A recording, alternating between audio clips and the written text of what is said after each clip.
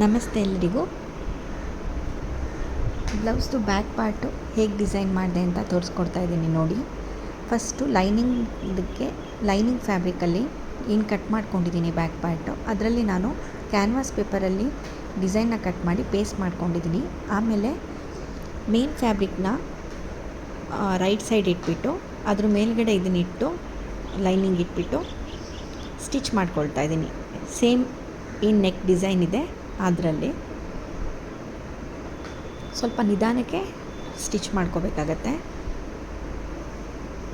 Stitch ಮಾಡ್ಕೊಂಡಾದಮೇಲೆ ಮಿಡಲಲ್ಲಿ ಏನಿದೆ ಅದನ್ನು cut ಮಾಡ್ಕೋಬೇಕು ಡಿಸೈನ್ ವೈಸು ಫ್ಯಾಬ್ರಿಕ್ನ. ಸೊ ಈ ಥರ ಕಟ್ ಮಾಡ್ಕೊಳ್ತಾ ಇದ್ದೀನಿ.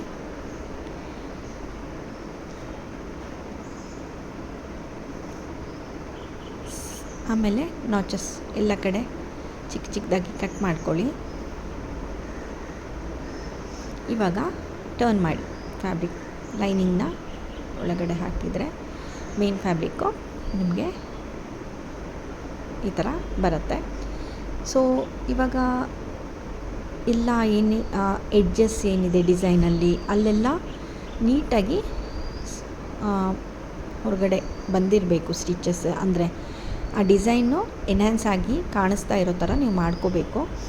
ಸೊ ಈ ಥರ ಎಡ್ಜಸ್ಗೆಲ್ಲ ಒಂಚೂರು ನೀಡಲ್ ಅಥವಾ ಪಿನ್ನಲ್ಲಿ ಒಂಚೂರು ಟ್ರಯಲ್ ಮಾಡಿ ಹೊರಗಡೆ ತೆಗಿಬೇಕು. ಇಲ್ಲಾಂದರೆ ಅದು ನಿಮಗೆ ಶೇಪ್ ಬಂದು ನಾರ್ಮಲಾಗಿ ಇದಾಗಿಬಿಡತ್ತೆ.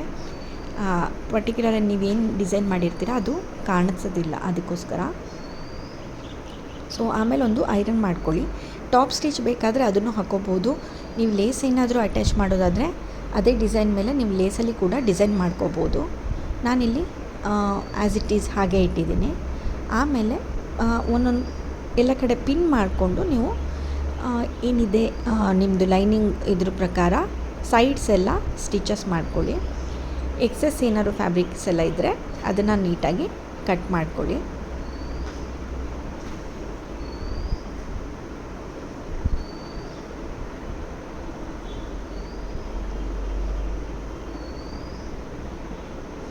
ಸೊ ಕ್ಯಾನ್ವಾಸ್ ಯೂಸ್ ಮಾಡಿ ನೀವು ಡಿಸೈನ್ ಮಾಡೋದ್ರಿಂದ ನಿಮಗೆ ಡಿಸೈನ್ ನೀಟಾಗಿ ಕಾಣುತ್ತೆ.